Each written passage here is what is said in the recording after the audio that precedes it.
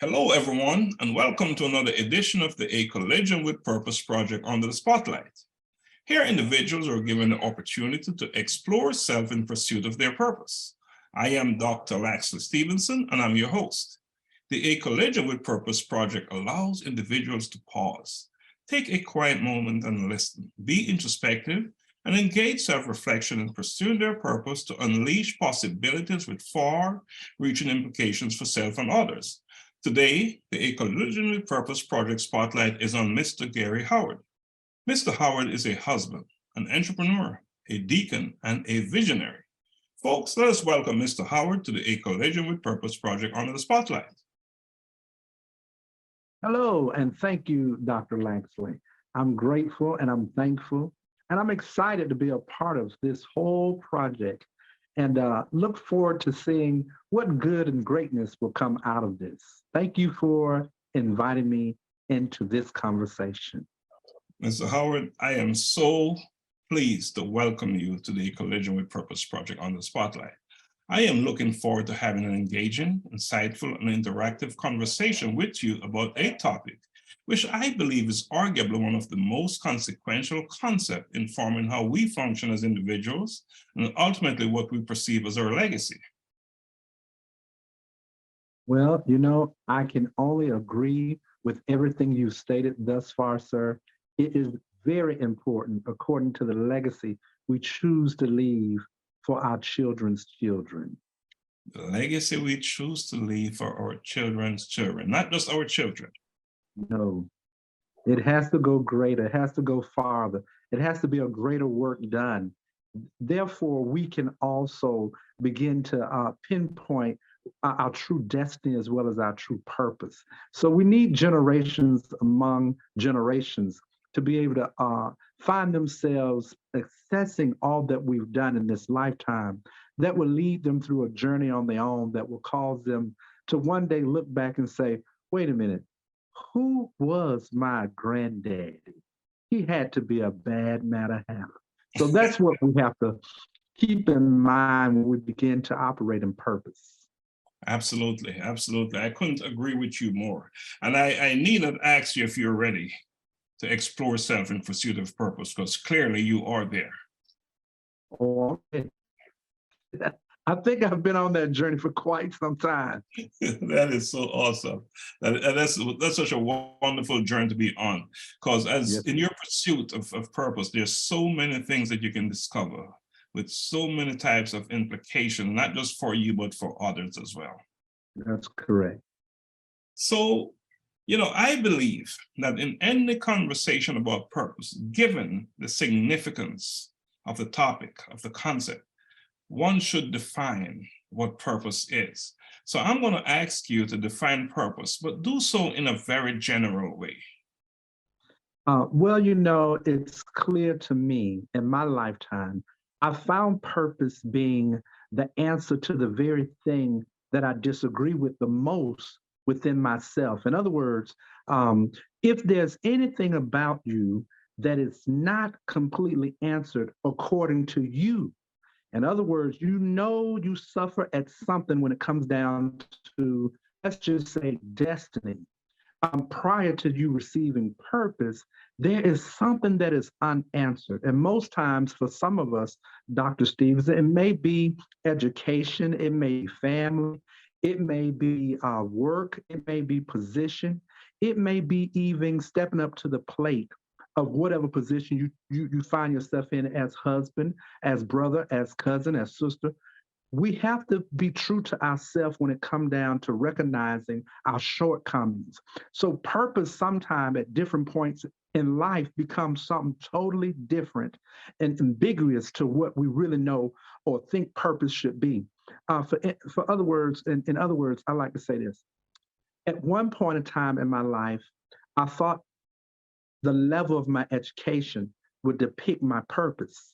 But I found out that it wasn't necessarily the level of my education, but it was the plot, the whole thought of going forth in life receiving the education, but then applying the education and the knowledge I received from the education, which really allowed me to walk in purpose, because now I found out I was more than just a man seeking education, but I found out I had the strength of a man that would allow myself to admit that I was weak in areas. So I think a lot of times we seek purpose, but not willing to accept the weakness or the shortcomings of who we are.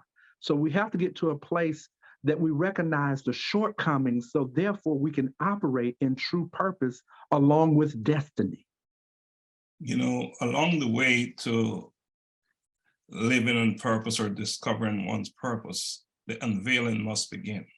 We Yes. must take the thing off our face and accept where we are, who we are, because Yes. only then can we begin to be that person. That's correct. Absolutely, absolutely. So why is it so important then, given what you're saying and what you've said, why is it so important that for you and others to have that understanding of their purpose? Well, the importance come into being true to thine own self. We have to get to a place where we begin to dissect our lives in a way of truth.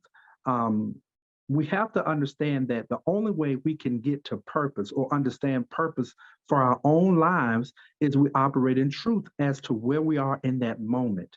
And when we find ourselves operating in truth where we are in that moment, now we can peel back the things that have kept us from true purpose. In other words, sometimes we allow things to get in our way and cause stumbling blocks. They hold us up. We begin to become, let's say, doubters of our own self. We get to a place where we just begin to put things off. We procrastinate. We get to a place to where we doubt ourselves. In other words, we now operate in self-loathing. So we have to get to a place where we realize that the importance of purpose has everything to do with just being true to yourself. In other words, if you know you did not graduate high school, then I think sometimes you have to be willing to dissect the shortcomings of that whole thing of not getting that diploma. And sometimes it could be a good reason why you didn't get it, but for the most part, you'll start allowing good things that come your way to pass you by because you'll disqualify yourself. So if you can come to the true concept of understanding that, okay, I don't have a GED, so maybe I need to work on that so I can move forward in that promotion that keeps coming to me on the job. See, I've declined the promotion 10 times because in the back of my mind, I realized I didn't graduate high school. So I find myself losing out on true purpose because I'm somewhat sabotaging myself. So we have to be true to ourselves. Then we have to realize that once we become true to ourselves, that very thing that is holding us back in our own mindset, we have to get to a place where we correct that. We have to walk in a truth. And so once we say, okay, you know what? The thing that is hindering me in my mindset the most, in my mindset, because I'm receiving the promotion, I'm receiving the accolades on the job and in the family at home, I'm receiving all that. But in the back of my mind, I do less and less because I feel I'm inadequate or ill-equipped because I don't have that diploma. Well, we have to be true to ourselves where we now find ourselves down at the community college, signing up to get in that class to receive that GED so we could be proud of who we are, where we are, and accept purpose in our life. We won't move forward unless we become true to ourselves for the things that we know, not what somebody else has said, but the things that we know that sit in the back of our mind, but is always prominent when it comes down to us receiving the next level of promotion. And for some now, it may not be a high school education, it may be a college education, or we feel inadequate because, I didn't get a 4-year degree. And I know for a fact that that position, they're going to want a 4-year degree person. Purpose has everything to do with us realizing who we are and where we are and being true to where we are. So therefore, we're able to move forward and operate in destiny and purpose. Destiny and in purpose. And there's something to be said about looking in the mirror. And who is in the mirror? That's the person that you need to question. Exactly. That person is you, right? That's right. So let's talk about your specific purpose or purposes. Tell me about your purpose. Well, Dr. Stevens, I will be totally honest with you, sir. Um, if I may just take a side note and just give, let's say, a cliff note. Okay. I am the baby of 14. My mother and father had 14 children. So my purpose in life has been always around helping, whether it be nieces, nephews, sisters, or brothers, because truthfully, my older siblings were already having children when I come along. That's the age gap, okay? And because they were having children, I was the one around to somewhat help, help me put the stroller in the car. Watch them as the children are growing up and they are sitting now at grandmama's house, which is my mama's house. And she says, watch that baby. In other words, make sure that baby don't go close to the stairs. I give this cliff note because what I want the viewer to understand and to see and know is that my purpose has been to be my brother's keeper. Mm. At some point in my life, my purpose has been to do well so that I could be a provider for my family. And when I say provider, I mean a good provider, one that can keep the roof over your head, clothes on the back, and food in the mouth. I've been on that road of purpose. And then once you have accomplished those roads of purpose, you find yourself now trying to find what we think to be our true purpose. But honestly, our purpose in life is somewhat changing. It's ever changing, just as success changes because of the journey. And I think sometimes the journey that we're on in life is the thing that propels us in different directions that at different times yields us a different purpose in life. And so I say all that to say that my true purpose in life at this point is to make sure all those that are connected to me are divinely connected to what would be the purpose for their life according to the will of God. You see, where I am now in my life, purpose to me just means making sure everybody else that's connected to me is okay and that they're all right and they're with good understanding as to where they're supposed to be and what they're supposed to be doing. And so I find myself just being in a life of making sure that purpose is reflected throughout my, let's say, friendships. It's connected throughout my family. It's connected throughout my business dealings. It has to be something that reflects current, um, let's say, current situations. In other words, our current status in life now. Purpose for me is maintaining. Purpose for me is making sure, like I said, those that are around me and that are connected to me realize their true given purpose and destiny in life. So I find myself wanting to make sure my nieces and my nephews are connected to their truth. So they too can find their true purpose and recognize true destiny in their life. In other words, I want to make sure that purpose for me has everything to do with servanthood. I want to serve, sir. That's what purpose is for me. A servant leader. That's it. My question to you is, what informed your purpose? And I know you talk about your early childhood and how the responsibility that you had, taking care of siblings. So I'm gathering that that really made a difference in forming your purpose. So can you elaborate on that a little bit for me? Sure. Well, I begin to recognize my purpose, not only just within the family, but within friendship, within school, within early childhood jobs. In other words, there was a certain way in my household we had to carry ourselves, and that was with respect. We had to honor. We had to be upright. And those things always begin to be the pillars of my life that propelled me. In other words, I can remember when I was in Boy Scouts, and it was very important that even in Boy Scouts that we done everything under a code of honor. And so I wanted to make sure that whenever I was looked upon, called upon, or chosen to do a certain work within the community or whatever it might have been, civic or whatever, I wanted to make sure that I was doing everything I could that would bring honor to my parents, honor to my home, honor to my family name. I wanted to make sure that I walked in respect to what we knew to be our elder and things of that nature. So the thing that got me to understanding purpose was when I began to get these little summer jobs, just summer jobs. One job I remember vividly was helping to feed at the nursing home, feeding the old people at the nursing home. Well, this was a job that only brought me a badge through Boy Scouts, but I volunteered for it because, I wanted to receive the badge. I wanted to be promoted. I wanted to move up the ranks.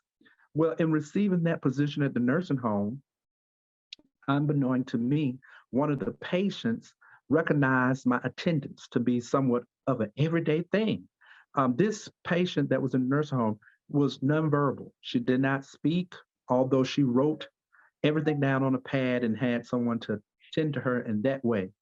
And long story short, she found out that I was volunteering there and wanted to make sure I was compensated financially, monetary wise. She wanted to make sure I was compensated.